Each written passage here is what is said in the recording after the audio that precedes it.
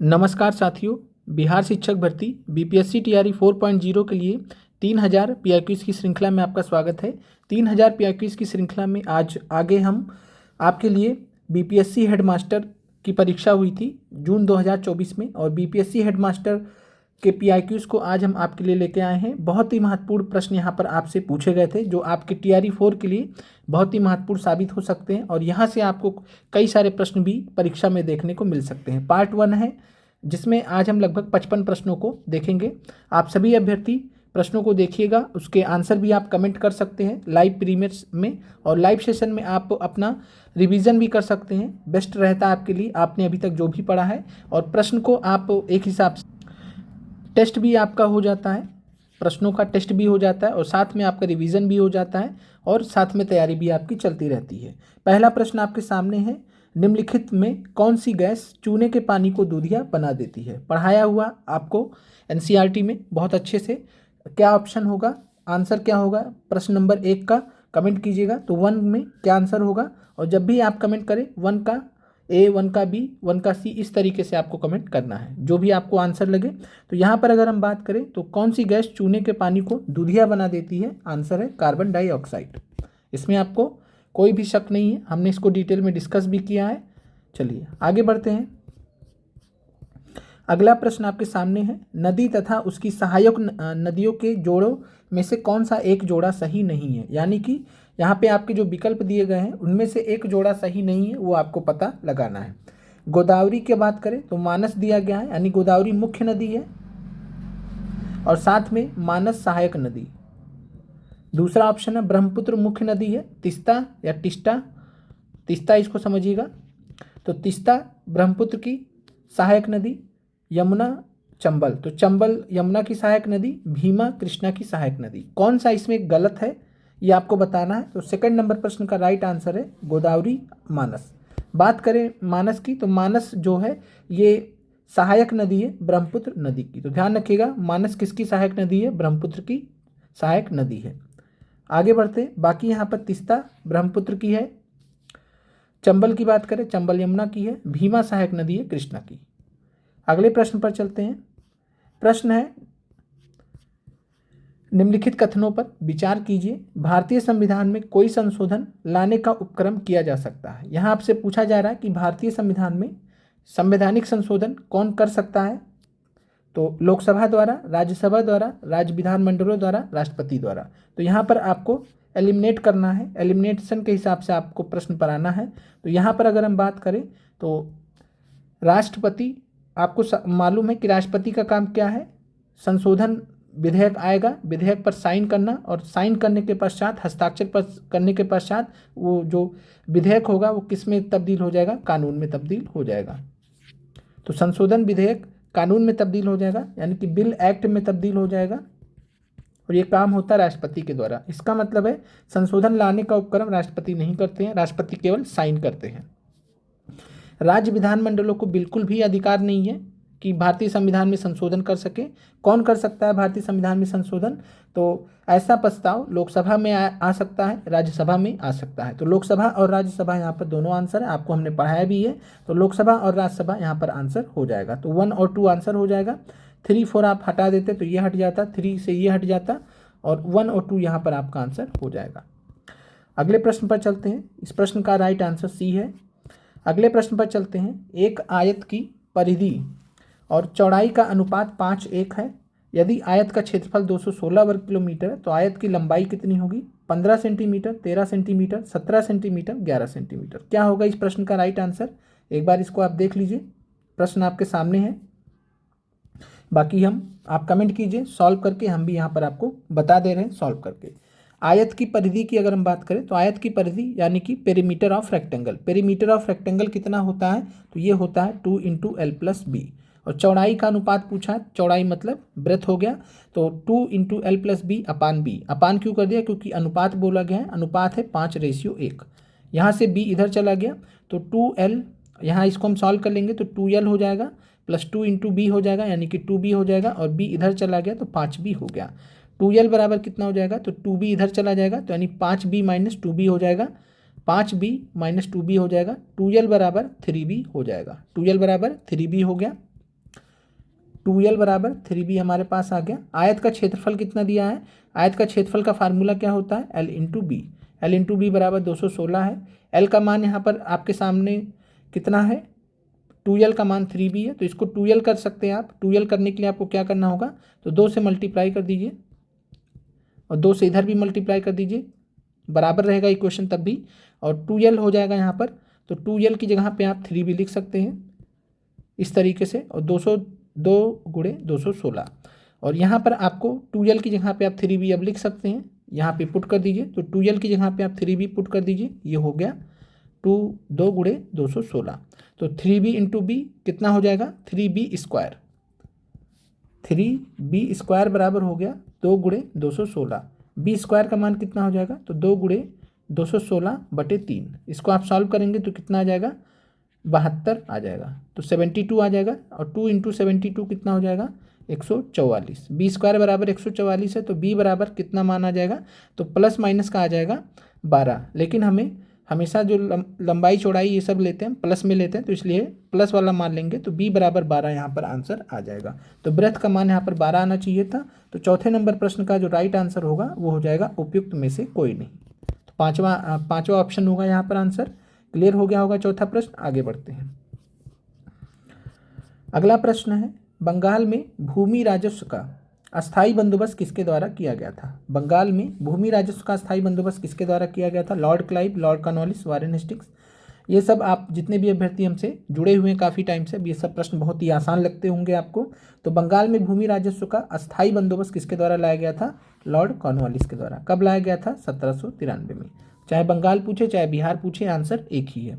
तो 1793 में Lord Cornwallis Bengal में भूमि राजस्व का अस्थायी बंदोबस्त सिद्धांत लेके आए थे। इसी को हम जमींदारी व्यवस्था भी कहते हैं, इंग्लिश में परमानेंट सेटलमेंट बोलते हैं। एक बार आप कमेंट कर दीजिएगा कि जो रैयतवाड़ी व्यवस्था है, रैयतवाड़ी व्यवस्था को किसने लागू किया था मद्रास में। तो रैयतवाड़ी व्यवस्था को मद्रास में किसने लागू किया था, तो आपका आंसर हो जाएगा थॉमस मुनरो।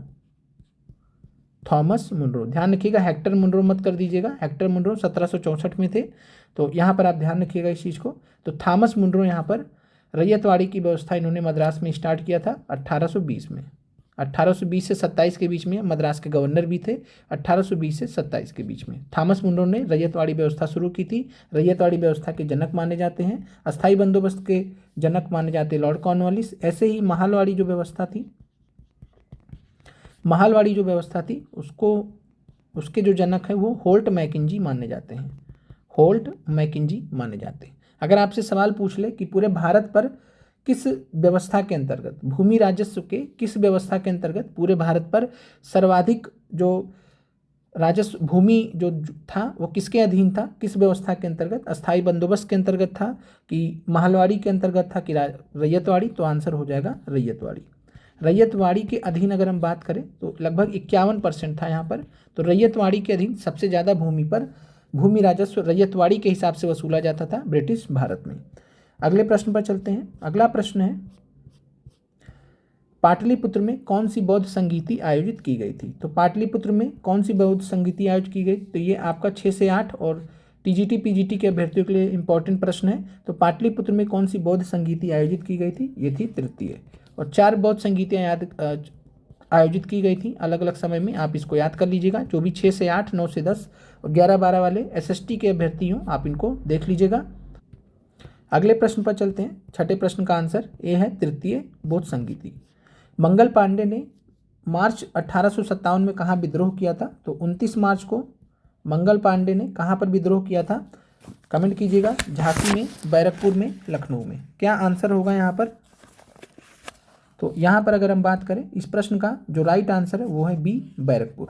बैरकपुर में अगर हम बात करें तो बैरकपुर में इन्होंने क्या किया था, तो ये एक तो 34वीं बंगाल नेटिव इन्फेंट्री के सिपाही थे, ये आपसे पूछा जा सकता है। 34th बंगाल नेटिव इन्फेंट्री के सिपाही थे, और इन्होंने अपने 2 जो इनके अधिकारी थे उनकी गोली मारकर हत्या कर दी थी, जिनमें से जो एक थे मेजर ह्यूसन। तो मेजर ह्यूसन और मेजर बाऊ को इन्होंने गोली मार दिया था। तो मेजर ह्यूसन की इन्होंने हत्या कर दी थी। 8 अप्रैल को इनको फांसी दी गई थी, ये डेट याद रखिएगा, 8 अप्रैल को इनको फांसी दी गई थी।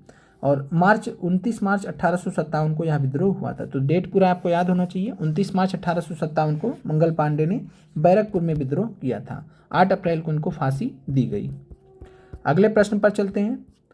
अगला प्रश्न आपके सामने है, श्रेणी में 7, 14, 28 10वां पद आपसे पूछा गया है। तो यहाँ पर अगर इस प्रश्न की बात करें तो ये प्रश्न आपका जो है पीआरटी के सिलेबस में है नहीं, वैसे ये एक्चुअली में जीपी का प्रश्न है, जियोमेट्रिक प्रोग्रेशन का प्रश्न है। और जियोमेट्रिक प्रोग्रेशन से रिलेटेड प्रश्न अभी तक पीआरई की किसी भी परीक्षा में पूछा नहीं गया है। तो यहाँ पर अगर हम बात करेंगे, फिर भी हम इसका सोल्यूशन करा दे रहे हैं। 7, 14, 28 एक आपने एपी पढ़ा होगा, लेकिन ये एपी से अलग है। एपी में हमने जैसे प्रथम पद पढ़ते हैं तो यहाँ पर प्रथम पद सेम है, ए है 7 हमारे पास। दूसरा, जब एपी में पढ़ते हैं तो हम कॉमन डिफरेंस सार्व अंतर पढ़ते हैं। यहाँ पर हमें आर पढ़ना होता है उसकी जगह पे, यानी कितने का यहाँ पर चल रहा है। तो 7 दूनी 14 और साथ में 14 दूनी 28, यानी 2 का मल्टीपल में चल रहा है। तो जितना प्रोग्रेशन हो रहा है, 2 का प्रोग्रेशन हो रहा है मल्टीपल में, तो 2 यहाँ पर आपका आर बराबर 2 हो जाएगा। पहली संख्या प्रथम पद ए हो गया 7, आर बराबर 2 हो गया। अब यहाँ पर 10वां पद निकालना है, तो nth पद का फार्मूला होता है A R N minus 1, A R N minus 1 होता है। तो ऐसे ही 10वें पद का हम निकाल लेंगे। ए आर 10 में से 1 घटा दीजिए तो कितना हो गया, ए आर के पावर 9, ए आर के पावर 9 हो गया। अब ए आर के पावर 9 हो गया, ए का मान हमारे पास 7 है, आर का मान है 2, 2 के पावर 9 और 7 गुणे 2 के पावर 9, 2 के पावर 9 होता है 512, 512 गुणे 7 होता है 3584। तो 8वें प्रश्न का आंसर ए हो जाएगा। अगले प्रश्न पर चलते हैं। निम्नलिखित में से कौन सा तत्व आसानी से एक इलेक्ट्रॉन मुक्त कर देता है? आपके सामने विकल्प है, कैल्शियम है, सोडियम है, मैग्नीशियम है और एक ऑप्शन यहाँ पर और भी है आपके सामने, और वो है पोटेशियम। तो इस प्रश्न का देखिए क्या जवाब होगा, इस प्रश्न का कमेंट कीजिएगा। तो इस प्रश्न का जो राइट आंसर है वो है पोटेशियम। टीआरई में भी ये सवाल पूछा गया है, हेडमास्टर में भी पूछा गया है। तो पोटेशियम जो तत्व है ये आसानी से इलेक्ट्रॉन मुक्त कर देता है, और सोडियम भी कर देता है, लेकिन सोडियम के मुकाबले पोटेशियम ज़्यादा आसानी से इलेक्ट्रॉन मुक्त कर देगा। कारण इसका क्या है कि जो पोटेशियम का जो एटम होता है उसका जो साइज होता है वो Na एटम से बड़ा होता है। Na से क्या होता है, बड़ा होता है। पोटेशियम यानी कि के का जो साइज होता है एटम का Na से बड़ा होता है। इस वजह से जो आउटर मोस्ट इलेक्ट्रॉन होगा वो आसानी से इलेक्ट्रॉन मुक्त कर देता है। तो यहाँ पर आंसर पोटेशियम होगा। अगले प्रश्न पर चलते हैं। निम्नलिखित में से 2 संख्याओं के एलसीएम और एचसीएफ का गुणनफल 24 है। यदि संख्याओं का अंतर 2 है तो बड़ी संख्या। ऑप्शन आपके सामने है, देखिए कमेंट कीजिए क्या जवाब होगा इस प्रश्न का। तो 2 संख्याओं के एलसीएम और एचसीएफ का गुणनफल आपको 24 दिया है, यानी कि एलसीएम गुणे एचसीएफ बराबर कितना दिया गया, 24 दिया गया। संख्याओं का अंतर आपको 2 बताया गया है। अब आपको यहाँ पर करना क्या है, 24 का आप किस तरीके से 24 को लिख सकते हैं। तो 24 को यहाँ पर हम 24 गुणे 1 24 लिख सकते हैं, 12 गुणे 2 24 लिख सकते हैं। ऐसे ही जो है 8 गुणे 3 लिख सकते हैं। कहीं पर भी देखिए 24 और 1 का अंतर कितना है, 23 है। 12 और 2 का अंतर कितना है, 10 है। यहाँ पे आपको संख्याओं का अंतर कितना देखना है, 2 देखना है। 8 और 3 का कितना अंतर है, आप कहेंगे 5 है, ये भी आंसर नहीं हो सकता है। इसका मतलब है अगला हम जाएंगे तो 6 आ जाएगा। 6 और 4 के रूप में हम लिख सकते हैं, आप कहेंगे बिल्कुल लिख सकते हैं। तो 6 और 4 को हम लिख सकते हैं। तो 6 और 4 में अगर देखेंगे तो अंतर कितना है, 2 का अंतर है। बड़ी संख्या कौन सी है, 6 या 4, तो आंसर है 6। तो 6 यहाँ पर बड़ी संख्या हमारे पास मिल जाएगी। तो इस प्रश्न का जो राइट आंसर है वो हो जाएगा 6। आगे बढ़ते हैं, अगले प्रश्न पर चलते हैं। बाकी यहाँ पर आप बाई ऑप्शन भी यहाँ पर देख सकते हैं। For example LCM into HCF का फार्मूला होता है ए इंटू बी। यहाँ पे क्या है, जो संख्याएं हैं, जिन संख्याओं का एलसीएम एचसीएफ आपने निकालना है उसी संख्याओं के मल्टीपल के बराबर होता है। अगर एलसीएम और एचसीएफ का गुणनफल 24 दिया गया है तो यहाँ पर ए इंटू बी भी 24 आना चाहिए, और 6 गुणे 4 कर लीजिएगा तो 24 आ जाएगा। और यहाँ पर ये सेटिस्फाई भी कर देगा किसको, अंतर 2 को। तो 6 और 4 का अंतर कितना है, तो 6 और 4 का अंतर 2 है। इस तरीके से भी आप चेक कर सकते थे। अगले प्रश्न पर चलते हैं। निम्नलिखित में से कौन सा एक अजैव निम्नीकरण पदार्थ है? सब कुछ आपको पढ़ाया गया है। निम्नलिखित में से कौन सा एक अजैव निम्नीकरण पदार्थ है? Non biodegradable non biodegradable substance है यहाँ पर, कागज है, खाद है, सूती कपड़ा है, डीडीटी है। क्या आंसर होगा यहाँ पर? तो इस प्रश्न का भी राइट आंसर क्या है? डीडीटी है। अगले प्रश्न पर चलते हैं। डीडीटी का एक बार फुल फॉर्म कमेंट कर दीजिएगा। डीडीटी का फुल फॉर्म क्या होता है? कमेंट कर दीजिएगा। आपको हमने पढ़ा था कि जैव आवर्धन के लिए भी यह जिम्मेदार होता है। अगला प्रश्न है, निम्नलिखित में से बहुत इंपॉर्टेंट प्रश्न इस बार आपसे पूछा जा सकता है। इस बार आपसे नीलम संजीवा रेड्डी का पूछा गया था पीआरटी में, और इस बार में भी ये सवाल आपसे पूछा जा सकता है। निम्नलिखित में से कौन पहले किसी राज्य का मुख्यमंत्री बने बिना भारत का प्रधानमंत्री बना है? जैसे हमारे जो नरेंद्र मोदी जी हैं प्रधानमंत्री, वो गुजरात के मुख्यमंत्री कई बार रहे हैं। तो यहाँ पर क्या पूछा है कि मुख्यमंत्री ना बने हो कभी किसी राज्य के और डायरेक्ट भारत के क्या बन गए हो? प्रधानमंत्री। तो मोरारजी देसाई, चरण सिंह, बीपी सिंह, चंद्रशेखर। तो क्या आंसर यहाँ पर होगा? कमेंट कीजिएगा। एक ही आंसर है 4 में से, ऑप्शन तो आपको बहुत सारे दिए गए हैं। और यहाँ पर क्या आंसर होगा? 13 का। तो 13 का आंसर है चंद्रशेखर। तो ध्यान रखिएगा कि यहाँ पर चंद्रशेखर जो थे ये बिना पहले किसी राज्य का मुख्यमंत्री बने बिना भारत के प्रधानमंत्री डायरेक्ट बने थे, यानी ये डायरेक्ट भारत के प्रधानमंत्री बने थे। तो यहाँ पर आपको आंसर जो है सी है। अगले पे बढ़ते हैं। अगला प्रश्न है, निम्नलिखित में से किन से निर्धारित होता है कि भारत का संविधान परिसंघीय है? फेडरल है। भारत का जो संविधान है, कॉन्स्टिट्यूशन है, फेडरल है। वो कैसे हमें पता चलता है? अवशिष्ट शक्तियों का केंद्र में निहित होना, न्यायपालिका स्वतंत्र है, केंद्र और राज्यों के बीच शक्तियों का वितरण, संविधान लिखित और अनम्य है, उपयुक्त में से कोई नहीं, या उपयुक्त में से एक से अधिक। क्या आंसर होगा इस प्रश्न का? तो अगर हम बात करें निम्नलिखित में से किन से निर्धारित होता है कि भारत का संविधान परिसंघीय है? फेडरल की अगर हम बात करें तो अवशिष्ट शक्तियों का केंद्र में निहित होना, ये आपका केंद्रीय शक्तियों को दिखाता है, तो ये आपका नहीं होगा। संघीय जो व्यवस्था होती है वो केंद्रीय के जस्ट विपरीत होती है। संघीय व्यवस्था में राज्य का भी अस्तित्व होता है, राज्य की जो शक्तियाँ होती हैं उनके बीच में और केंद्र की शक्तियों के बीच में वितरण होता है, तो सी तो सही है। न्यायपालिका स्वतंत्र, हमेशा ध्यान रखिएगा कि परिसंघीय जो व्यवस्था होती है उसमें न्यायपालिका स्वतंत्र होती है। क्यों स्वतंत्र होती है? ताकि केंद्र और राज्यों के बीच में शक्तियों के वितरण से संबंधित कोई भी विवाद होगा तो वो कहाँ निपटान होगा उसका? वो न्यायपालिका, स्वतंत्र न्यायपालिका करती है ऐसे विवाद का निपटान। और साथ में संविधान लिखित और अनम्य है। तो लिखित संविधान से क्या फ़ायदा होता है? लिखित संविधान में केंद्र और राज्यों के बीच शक्तियों का वितरण किया जाता है। जैसे आपने 7वीं अनुसूची पढ़ा है, 7वीं अनुसूची में जो है केंद्र और राज्यों की सूची के बारे में बताया गया है, साथ में अवशिष्ट सूची के बारे में भी बताया गया है, और साथ में वहाँ पर हमने देखा है कि कंकरेंट लिस्ट के भी बारे में आपने देखा है, समवर्ती सूची के बारे में भी देखा है। तो संविधान लिखित होता है तो उसमें केंद्र और राज्य की शक्तियों का बंटवारा होता है अच्छे से, तो ये परिसंघीय लक्षण को दिखाता है। डी भी, सी भी, बी भी। तो बी, सी, डी तीनों यहाँ पर आंसर है। जब तीनों यहाँ पे आंसर है तो आपका आंसर हो जाएगा उपयुक्त में से कोई नहीं। तो इस प्रश्न का राइट आंसर उपयुक्त में से कोई नहीं है, मतलब उपयुक्त में से एक से अधिक हो जाएगा, उपयुक्त में से एक से अधिक हो जाएगा, ये नहीं होगा। ओवरऑल आंसर ई ही रहेगा, लेकिन उपयुक्त में से एक से अधिक यहाँ पर बी, सी, डी तीनों यहाँ पर सही है। क्लियर हो गया होगा। अगले पर पढ़ते हैं। अगला प्रश्न है, यदि Q का अर्थ जोड़ना है, J का अर्थ गुणा करना, T का अर्थ घटाना है, K का अर्थ भाग देना है, तो 30K। यहाँ पर K की जगह डिवाइड कर दीजिए, फिर 2 आया। Q की जगह आपको क्या करना है? प्लस करना है, तो 3 कर दीजिए। J की जगह आपको क्या करना है? J की जगह मल्टीप्लाई करना है। T की जगह आपको क्या करना है? तो T की जगह घटाना है, तो 5 घटा दीजिए। पहले ऐसे कभी भी आपको सिस्टम दिखे तो आपको बोर्ड मास का नियम फॉलो करना है, बोर्ड मास के नियम को आपको फॉलो करना है। और बोर्ड मास के नियम के अकॉर्डिंग पहले हमारा जो है ब्रैकेट ऑफ फिर डिवीजन होता है, तो यहाँ पे ब्रैकेट का तो सिस्टम है नहीं, डिवीजन है, तो पहले हम क्या कर लेंगे? डिवाइड। 30 और 2 को डिवाइड कर लेंगे तो ये हमें मिल जाएगा 15, और ये मिल गया हमें। फिर हम क्या करेंगे? डिवीजन के बाद मल्टीप्लिकेशन आता है, तो मल्टीप्लाई कर लेंगे, 18 हो गया, और ये -5। फिर उसके बाद क्या करेंगे? एडिशन, तो 18, 15, 33 हो गया। फिर उसके बाद क्या करेंगे? सब्सट्रैक्शन, तो 33 में से 5 आया, ये आया आपका 28। तो 28 यहाँ पर आपको मिलेगा 15 में, कहीं दिया नहीं है, तो आपका आंसर हो जाएगा नन ऑफ दिस। तो 28 यहाँ पे आना था, उपयुक्त में से कोई नहीं इस प्रश्न का राइट आंसर है। अगले प्रश्न पर चलते हैं। अगला प्रश्न है, ऊष्मा निष्कासित करने वाली प्रतिक्रिया को क्या कहते हैं? बहुत बार पढ़ाया एनसीईआरटी में, अब तो मत ही गलत कीजिएगा। ऊष्माशोषी कहते हैं। ऊष्माशोषी को हम क्या बोलते हैं? इंडोथर्मिक। इंडोथर्मिक। ऊष्माक्षेपी को क्या बोलते हैं? एक्सोथर्मिक। चूने के पत्थर को जब पानी मिलाते हैं तो कैसा रिएक्शन होता है? ऊष्माक्षेपी होता है, एक्सोथर्मिक होता है, ऊष्मा उसमें से निकलती है, तो ऊष्मा निष्कासित करने वाली प्रतिक्रिया को हम क्या कहते हैं? ऊष्माक्षेपी। क्लियर है? आगे बढ़ते हैं। एनसीईआरटी साइंस में हमने डिटेल में डिस्कस किया है।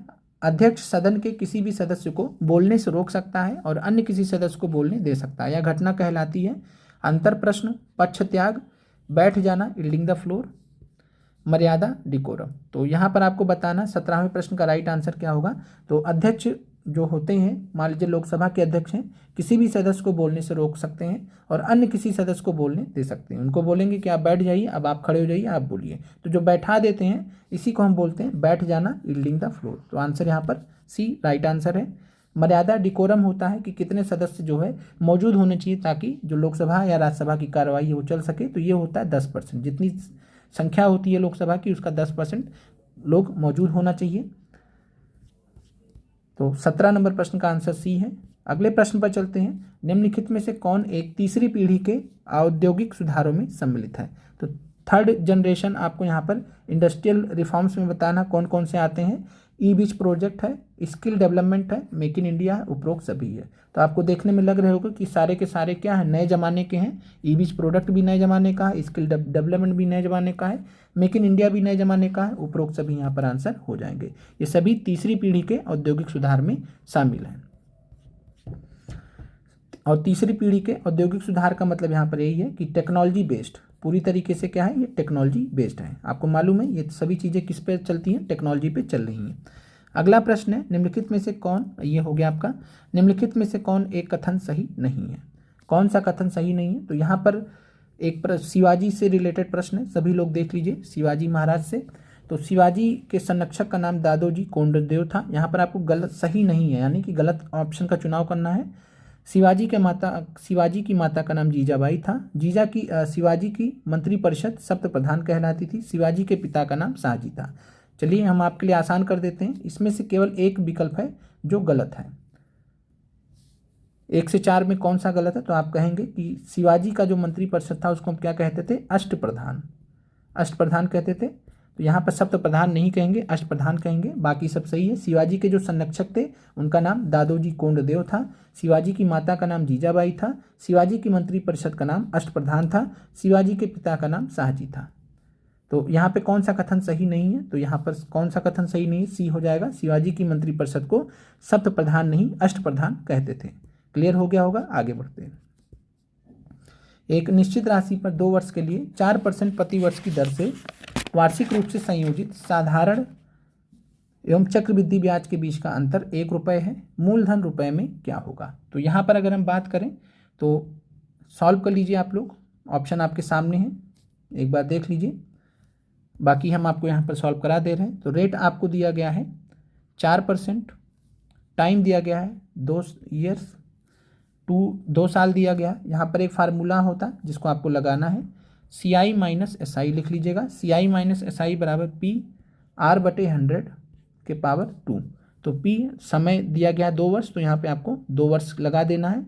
और CI माइनस SI कितना दिया गया है? तो यहाँ पर साधारण और चक्रवृद्धि ब्याज के बीच का अंतर 1 दिया गया है। तो 1 बराबर यहाँ पर आपको P का मान कितना दिया गया है? तो P का यहाँ पे आपको निकालना है। R का बात करें तो 4 है, और यहाँ पर अगर हम बात करें 4/100 स्क्वायर हो गया। P का मान आपको निकालना है इस फार्मूले से, CI माइनस SI बराबर PR/100 और पावर में 2 हो जाएगा समय के लिए। तो यहाँ पर P का मान क्या हो जाएगा? तो P का मान हो जाएगा 100/4 का स्क्वायर। तो P बराबर हो जाएगा 100 × 100, 4 × 4 नीचे हो जाएगा। तो सॉल्व कर लीजिए, 25, यहाँ भी 25, 25 × 25 625। तो यहाँ पर राइट आंसर आपका 625 है, और जो कि यहाँ पर नहीं दिया गया तो उपयुक्त में से कोई नहीं आंसर हो जाएगा। वैसे आप अगर चेक करना चाहते हैं 625 को तो तरीके हैं। 625 पे आप 4% लगाइएगा, तो 625 का 4% होता है 25 रुपये, 1% होता है 6.25 रुपये हो जाएगा 1%। तो 4% कितना हो जाएगा? 25 रुपये। तो 25 रुपये बढ़ा दीजिए तो 650 हो गया। साधारण ब्याज में अगर 25 बढ़ा है तो 25 फिर बढ़ेगा, 675 हो गया। फिर हम चक्रवृद्धि लगाते हैं, तो चक्रवृद्धि में प्रथम वर्ष साधारण ब्याज की तरह ही काम करता है। तो 25 बढ़ा 650 हुआ, फिर अगली बार क्या होगा, जितना प्रीवियस अमाउंट था उस पर बढ़ेगा। तो 4% अगर हम 650 का लेंगे तो ये हमें 26 रुपये मिलेगा, तो ये बढ़ के हो जाएगा 676। तो देख लीजिए डिफरेंस दोनों का। यहाँ हमने जो है SI निकाला, यहाँ हमने CI निकाला, दोनों का जो डिफरेंस है कितना है, तो 1 रुपये है। तो यहाँ से आप समझ सकते हैं। आगे बढ़ते हैं।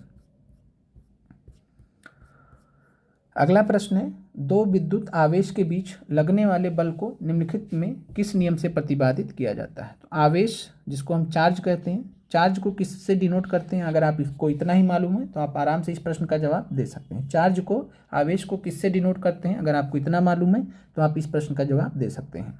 कूलाम्ब का नियम है, फैराडे का नियम है, किरचॉफ्स का नियम है, ओम का नियम है। क्या आंसर होगा इस प्रश्न का, 21 का क्या आंसर होगा, तो 21 का जो राइट आंसर है वो है कूलॉम्ब का नियम, कूलॉम्ब्स लॉ। ओम के नियम से आपने पढ़ा है, बी किसके डायरेक्टली प्रोपोर्शनल होता है, आई के। अगला प्रश्न आपके सामने है, भारत में 2001 से 2011 में 10वीं महिला जनसंख्या वृद्धि दर थी। तो कठिन प्रश्न है, इसको हम बता दे रहे हैं, 18.12% थी। इतना कठिन आपसे नहीं पूछा जाएगा, वो भी पूछते तो 2011 से मतलब 2001 से 11 के बीच में पूछ लिया गया है। चलिए, 1946 में गठित अंतरिम सरकार में जगजीवन राम को कौन सा विभाग सौंपा गया था, वित्त मंत्रालय, श्रम, कानून, रक्षा। तो वित्त मंत्रालय मिला था किसको, वित्त मंत्रालय मिला था लियाकत अली को, लियाकत अली को। श्रम मंत्रालय मिला था बाबू जगजीवन राम को, आंसर हो जाएगा श्रम मंत्रालय। कानून मंत्रालय मिला था जोगेंद्र नाथ मंडल को, जोगेंद्र नाथ मंडल को। रक्षा मंत्रालय मिला था बलदेव सिंह को। साथ में अगर हम बात करें खाद्य एवं कृषि की, तो खाद्य एवं कृषि किसको मिला था, तो ये मिला था राजेंद्र प्रसाद जी को, राजेंद्र प्रसाद जी को। और साथ में शिक्षा मंत्रालय अगर पूछेगा कि अंतरिम सरकार में शिक्षा मंत्रालय किसके अधीन था, तो ये था सी राजगोपालाचारी। अंतरिम सरकार का स्थापना कब हुआ था, गठन कब हुआ था, तो अंतरिम सरकार का गठन हुआ था 2 सितंबर 1946, 2 सितंबर 1946। जगजीवन राम श्रम मंत्री थे। आगे बढ़ते हैं। यहाँ पर आपसे पूछा गया कि 985 स्टार 865 9 से पूर्ण विभाजित है, तो स्टार का क्या मान होगा, 5, 6, 3, 7। देखिए प्रश्न को सॉल्व कीजिए। और 9 से पूर्ण विभाजित होने का जो एक विभाजिता नियम होता है, जो हम आपको आज की क्लास में शाम को पढ़ाएंगे, मैथ्स, बेसिक मैथ्स की क्लास में हम आपको पढ़ाएंगे भी। तो पूर्ण विभाजित होने का जो नियम है 9 से, वो क्या कहता है कि जो दी गई संख्याएं हैं, जो दी गई एक एक संख्याएं यहाँ पर, ये सभी क्या होनी चाहिए, इनका जो योग है वो 9 से पूरी तरीके से विभाजित होना चाहिए। यानी कि आप 9 लिखिए, प्लस 8 लिखिए, प्लस 5 लिखिए, प्लस x लिखिए, स्टार को हम x मान लेते हैं, प्लस 8 लिखिए, प्लस 6 लिखिए, प्लस 5 लिखिए। इसको किससे कर दीजिए डिवाइड, 9 से। अगर 9 से पूरी तरीके से विभाजित हो जाएगा तो इसका मतलब है संख्या 9 से पूरी विभाजित होगी। अब यहाँ पर दे दिया गया है 9 से पूरा विभाजित है, प्रश्न में दे दिया गया कि 9 से पूर्ण विभाजित है, तो स्टार का मान क्या हो जाएगा, तो 9, 8, 17, 5, 22, 8, 30, 36, 5, 41, 41 प्लस x बटे 9, 41 प्लस x बटे 9। अब आप यहाँ पर देखिए कि x की जगह हम क्या मान रख देंगे कि 9 से डिवाइड हो जाएगा। 41 में आप क्या जोड़ दीजिएगा कि इतनी संख्या आ जाए जो 9 से डिवाइड हो जाए, तो आप कहेंगे कि इसके नियर में कौन सी संख्या है, 45, जो 9 से विभाजित हो सकती है। तो x की जगह क्या रखना पड़ेगा हमें, 4। 41 इधर है, 4 इधर है, तो 41 प्लस 4 45, यानी कि x का मान क्या होना चाहिए, 4 होना चाहिए। चूँकि 5 दिया गया, 5 हो नहीं सकता, 46 हो जाएगा। 46 डिवाइड नहीं होगा पूरी तरीके से, 6 भी नहीं होगा, 3 भी नहीं होगा, 7 भी नहीं होगा। 45 7 52 हो जाएगा, 52 भी नहीं होता है। तो 25 का आंसर अगेन यहाँ पर क्या हो जाएगा, उपयुक्त में से कोई नहीं। अगले प्रश्न पर चलते हैं। निम्नलिखित में से कौन सी जोड़ी सही नहीं है, India wins freedom, Maulana Abul Kalam Azad, Hind Swaraj, Bal Gangadhar Tilak, discovery of India, Jawaharlal Nehru, unhappy India, Lala Lajpat Rai. बताइए कौन सी जोड़ी इसमें सही नहीं है। तो India wins freedom Maulana Abul Kalam Azad की पुस्तक है, सही है। Discovery of India Jawaharlal Nehru की पुस्तक है, बिल्कुल सही है। अनहैप्पी इंडिया लाला लाजपत राय जी की है। लेकिन हिंद स्वराज आपको मालूम है किसकी है, महात्मा गांधी जी की। हिंद स्वराज किसकी है, महात्मा गांधी जी की। बाल गंगाधर तिलक की बात करें तो इनकी कौन सी बुक है, Arctic home in Vedas, Arctic home in Vedas, Arctic home in Vedas. और दूसरी बुक कौन सी है बाल गंगाधर तिलक जी की? गीता रहस्य, गीता रहस्य। आगे बढ़ते हैं अगले प्रश्न पर। सुभाष चंद्र बोस कितनी बार भारतीय राष्ट्रीय कांग्रेस के अध्यक्ष चुने गए हैं? 3 बार, 2 बार, कभी नहीं, 1 बार। क्या आंसर होगा? तो आसान है, आपको मालूम है। 1938 में बात करें तो हरिपुरा, और 1939 में अगेन त्रिपुरी। तो हरिपुरा अधिवेशन और त्रिपुरी अधिवेशन में सुभाष चंद्र बोस कांग्रेस के अध्यक्ष चुने गए थे, तो 2 बार अध्यक्ष चुने गए थे। 1939 में पट्टाभी सीतारमैया को सुभाष चंद्र बोस ने हरा दिया था। पट्टाभी सीतारमैया किसके उम्मीदवार थे? तो महात्मा गांधी जी की तरफ से खड़े किए गए उम्मीदवार थे। पट्टाभी सीतारमैया को हरा दिया था सुभाष चंद्र बोस ने, और गांधी जी से मतभेद होने के कारण सुभाष चंद्र बोस ने 1939 में कांग्रेस का अध्यक्ष पद छोड़ भी दिया था। और अध्यक्ष पद छोड़ने के बाद 1939 में बचे हुए समय के लिए कांग्रेस के अध्यक्ष कौन बनाए गए थे? तो राजेंद्र प्रसाद बनाए गए थे। जब सुभाष चंद्र बोस ने छोड़ दिया तो राजेंद्र प्रसाद कांग्रेस के अध्यक्ष 1939 में बचे हुए समय के लिए बनाए गए थे। और फिर उसके बाद सुभाष चंद्र बोस ने किस पार्टी की स्थापना की थी 1939 में? तो आपका आंसर होगा फॉरवर्ड ब्लॉक। तो यहाँ पर राइट आंसर आपका 27 प्रश्न का 2 बार हो जाएगा। अगले प्रश्न पर चलते हैं। ये भी आपका TRE 3 में पूछा गया था प्रश्न, जो यहाँ पर आप देख रहे हैं। ये प्रश्न आपका TRE 3 में रिपीट हुआ था। किसी तार का प्रतिरोध निम्नलिखित में से किससे दिया जाता है? रेजिस्टेंस को किससे शो किया जाता है? ओम्स लॉ जिसको पता है आराम से कर जाएगा। ओम्स लॉ के अकॉर्डिंग अगर हम बात करें तो B is directly proportional to I है। और साथ में अगर हम बात करें तो यहाँ पर जब ये प्रोपोर्शनलिटी का साइन हटता है तो क्या लग जाता है यहाँ पे इस तरीके से। तो R बराबर क्या हो जाएगा? R बराबर B/I, R बराबर B/I या B बराबर IR होता है। R के फॉर्म में आपसे पूछा तो I/B तो होगा नहीं, ये भी नहीं होगा, ये भी नहीं होगा। R बराबर B/I होना चाहिए। इसका मतलब है D आंसर यहाँ पर है। अगले प्रश्न पर चलते हैं। बिहार के निम्न जिलों में से जनगणना 2011 के अनुसार सबसे कम लिंगानुपात रखने वाला जिला कौन सा है? मुंगेर, सहरसा, मधेपुरा, औरंगाबाद। बिहार स्पेशल, चलिए तो बिहार स्पेशल में बात करें तो सबसे कम लिंगानुपात रखने वाला जिला है मुंगेर। कमेंट कीजिएगा कि मुंगेर का लिंगानुपात कितना है। सर्वाधिक लिंगानुपात की अगर हम बात करें तो सर्वाधिक लिंगानुपात किसका है? कमेंट कीजिएगा सर्वाधिक लिंगानुपात किसका है? तो सर्वाधिक लिंगानुपात है गोपालगंज का। गोपालगंज का सर्वाधिक लिंगानुपात है। आगे बढ़ते हैं। अगला प्रश्न है, निम्नलिखित में से कौन सी अपरिमेय नहीं है? यानी कि यहाँ पर आपको बताना है कि कौन सी अपरिमेय नहीं है। अपरिमेय नहीं का मतलब क्या हो गया? आपको यहाँ पर परिमेय संख्या ढूंढनी है। अगर हम बात करें अपरिमेय संख्या की, पहले तो अपरिमेय संख्या देखते हैं। तो अपरिमेय संख्या ऐसी संख्याएं होती हैं जो P/Q के फॉर्म में नहीं लिखी जा सकती हैं, और इसमें सामान्यतः ऐसी संख्याएं ली जाती हैं जिसमें रूट लगा होता है। तो √3, √4 ये सब जो होते हैं ये कैसे होते हैं? तो ये होते हैं अपरिमेय संख्याएं।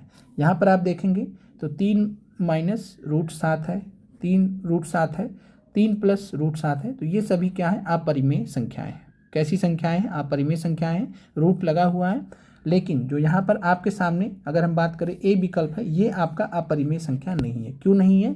क्योंकि अगर हम इसको सॉल्व करेंगे तो A + B, A - B, A + B, A इसको A मान लेते, इसको B मान लेते, इसको A, इसको B, तो A + B, A - B लिख सकते हैं। और A + B, A - B का फार्मूला होता है A² - B², A² - B²। इसको जब हम सॉल्व करेंगे फर्दर तो A² मतलब कि 3 का स्क्वायर हो गया, B² मतलब √7 का स्क्वायर हो गया।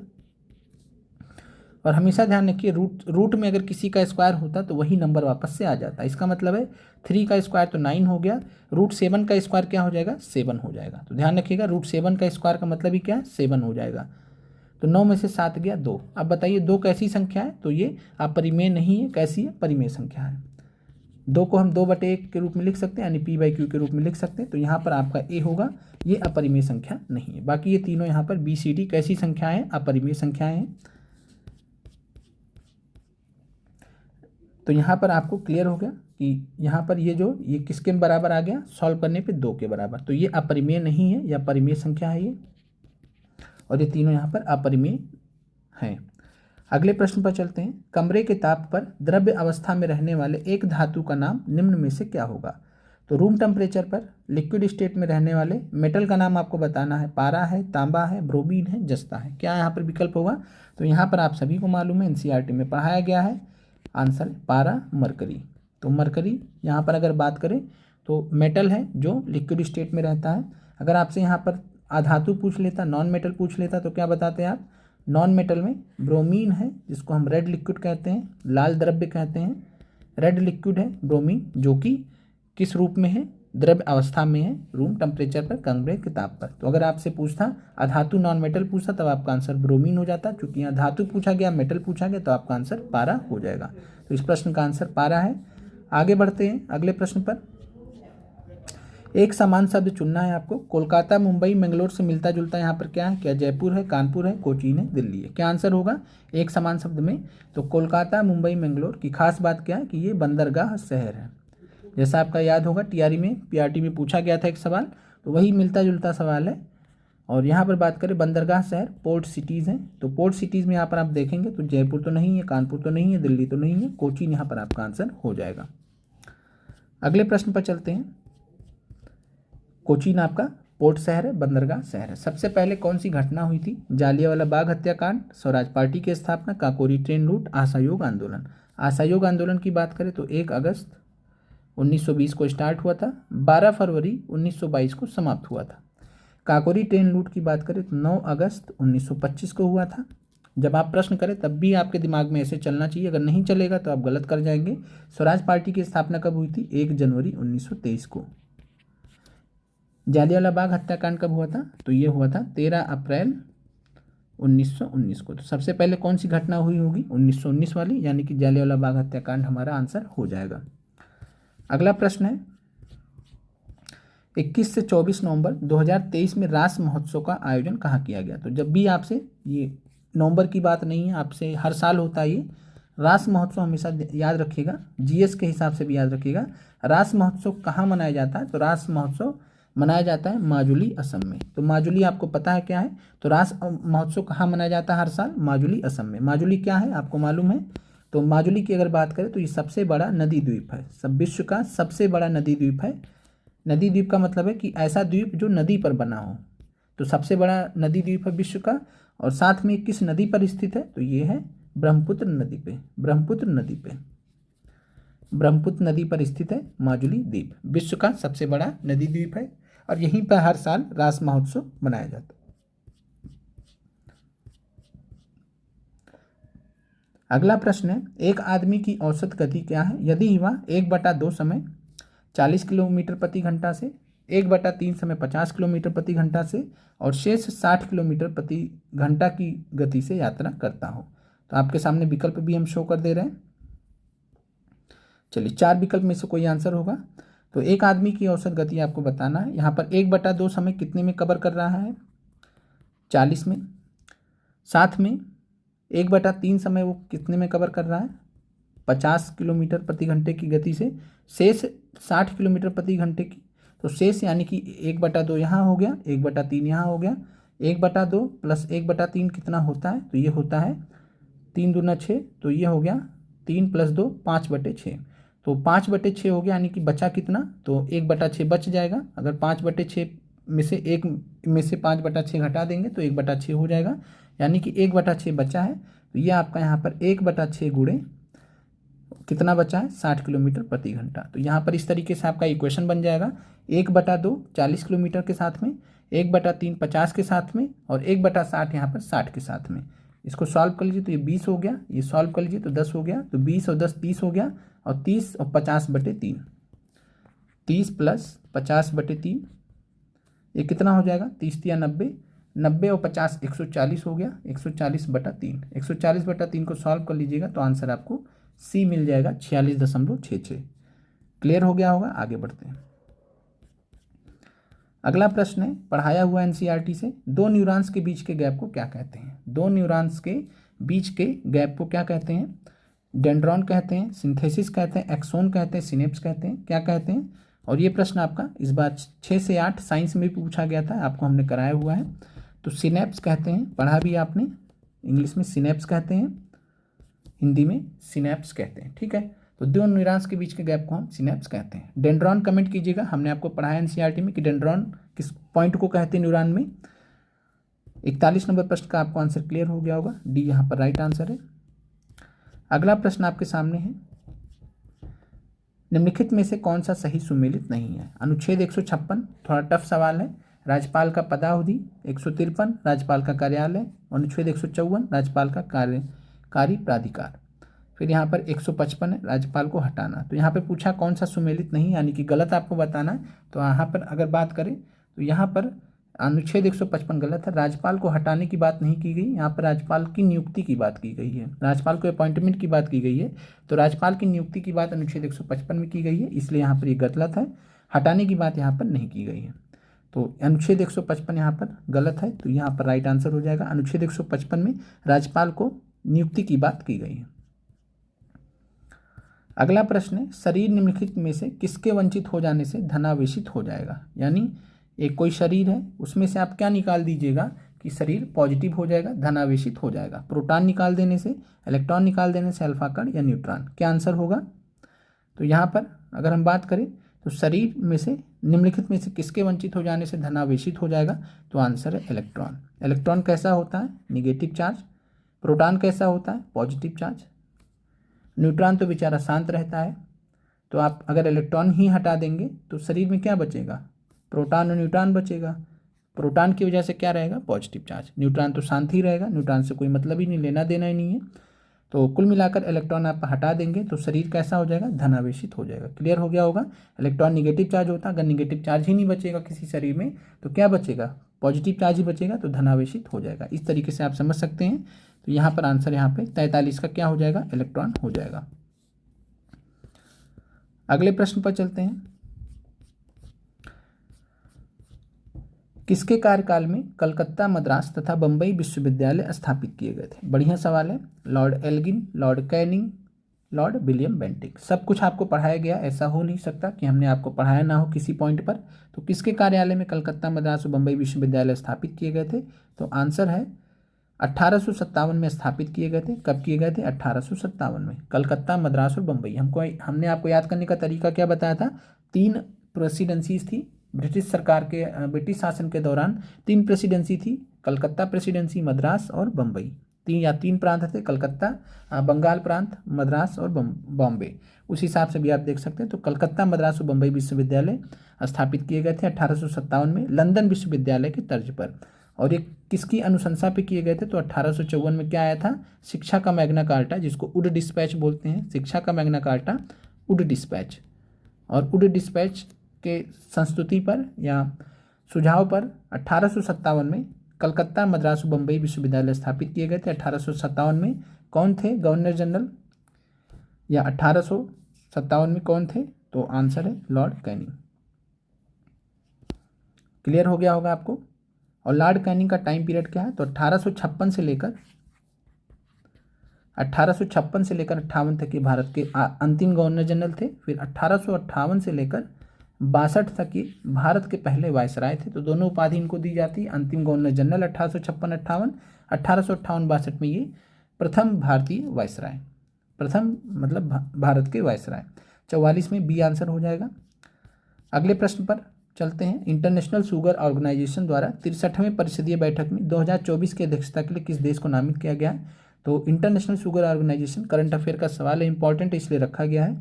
तो इंटरनेशनल शुगर ऑर्गेनाइजेशन ने 63वें परिषदीय बैठक में 2024 की अध्यक्षता भारत को सौंपी है। तो ध्यान रखिएगा, भारत यहाँ पर अध्यक्षता करेगा।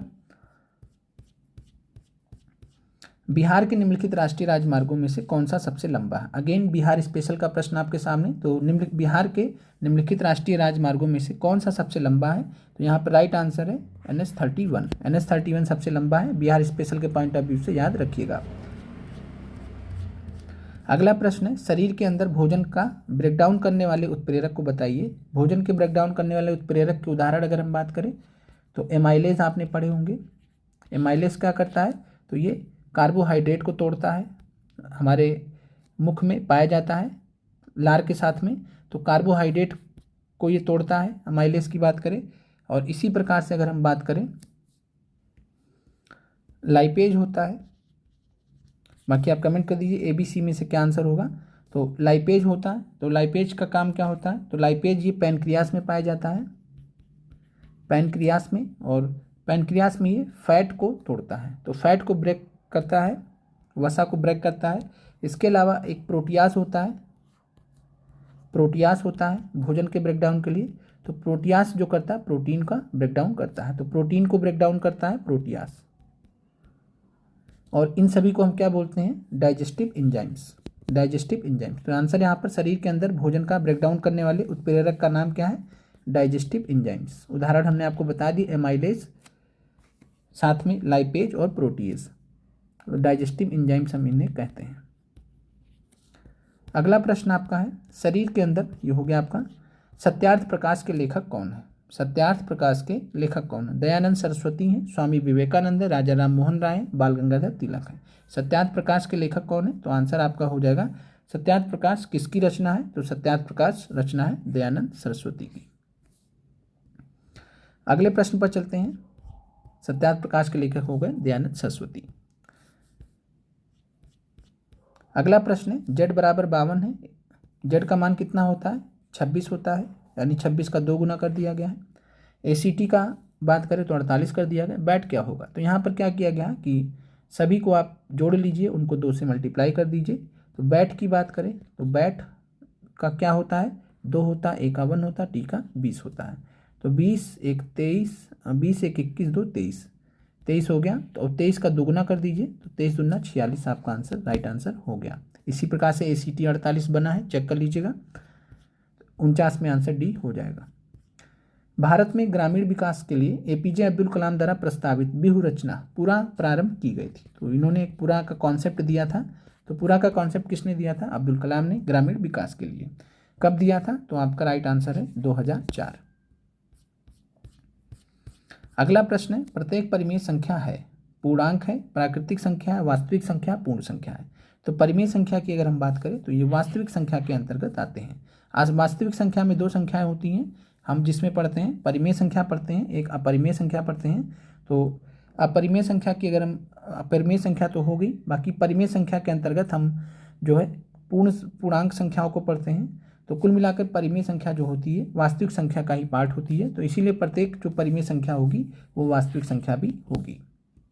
तो यहाँ पर आप देख रहे हैं कि कैसे नंबर सिस्टम से, संख्या पद्धति से डायरेक्ट सवाल यहाँ पर आपसे पूछे जा रहे हैं। तो प्रत्येक परिमेय संख्या वास्तविक संख्या होगी। अगला प्रश्न है, एक करंट अफेयर का है, लेकिन थोड़ा सा इंटरेस्टिंग है, इसीलिए हमने यहाँ पर रख दिया है। खगोल वैज्ञानिकों द्वारा खोजे गए अत्यधिक ऊर्जा वाले पार्टिकल अमैतरासु, तो नाम याद रखिएगा, अमैतरासु। अमैतरासु जो है क्या है, तो ये खगोल वैज्ञानिकों द्वारा खोजा गया अत्यधिक ऊर्जा वाला पार्टिकल है अमैतरासु। और इसका नाम किसके आधार पर किया गया है, अमेरिकन चंद्रा देवी, इटालियन सूर्यदेव या जापानी सूर्यदेवी। तो जापानी सूर्यदेवी के हिसाब से करंट अफेयर का प्रश्न है, जापानी सूर्यदेवी के नाम पर इसका नाम रखा गया है अमैतरासु। अगले प्रश्न पर चलते हैं, निम्नलिखित में से किस वंश ने सबसे अधिक समय तक शासन किया था। ये आपका 6 से 8 SST और 9 से 10 SST के अभ्यर्थियों के लिए प्रश्न है। तो गुप्त, कुषाण, मौर्य, वर्धन। तो सबसे अधिक समय तक किस वंश ने शासन किया दिए गए विकल्पों में, तो आंसर हो जाएगा गुप्त वंश। गुप्त वंश की बात करें तो 320 से 550 तक किया था। मौर्य साम्राज्य की बात करें तो 322 से 185 ईसा पूर्व तक किया था, ईसा पूर्व तक किया था। तो इस एक हिसाब से आप देखेंगे तो सबसे जो लंबा समय वो है गुप्त शासन का। तो आंसर यहाँ पर ए हो जाएगा, गुप्त शासन। अगला प्रश्न है, बिहार की निम्न नदियों में से कौन सी एक नदी अमरकंटक से उत्पन्न होती है। बिहार की निम्न नदियों में से कौन सी एक नदी अमरकंटक से उत्पन्न होती है, कमला, पुनपुन, अजय, सोन। तो ये हमने आपको पहले पढ़ाया भी है, TRE 2 में, PRT में भी सवाल पूछा गया है। तो यहाँ पर राइट आंसर यहाँ पर क्या होगा, सोन होगा। सोन और जो है नर्मदा, सोन और नर्मदा 2 ऐसी नदियाँ हैं, सोन और नर्मदा 2 ऐसी नदियाँ जो अमरकंटक से उत्पन्न होती हैं। और कहाँ से उत्पन्न होती है, तो मैकाल पर्वत से। TRE में आपको मैकाल दिया गया था, तो अमरकंटक दे चाहे मैकाल दे एक ही बात है। तो मैकाल पर्वत अमरकंटक से, तो मैकाल पर्वत से या अमरकंटक से निकलती है सोन नदी या नर्मदा नदी। अगले प्रश्न पर आते हैं, पहले 5 अभाज्य संख्याओं का योग बताइए। ये हमने आपको मैथ की पहली क्लास में, बेसिक क्लास में कराया भी है, पढ़ाया भी है।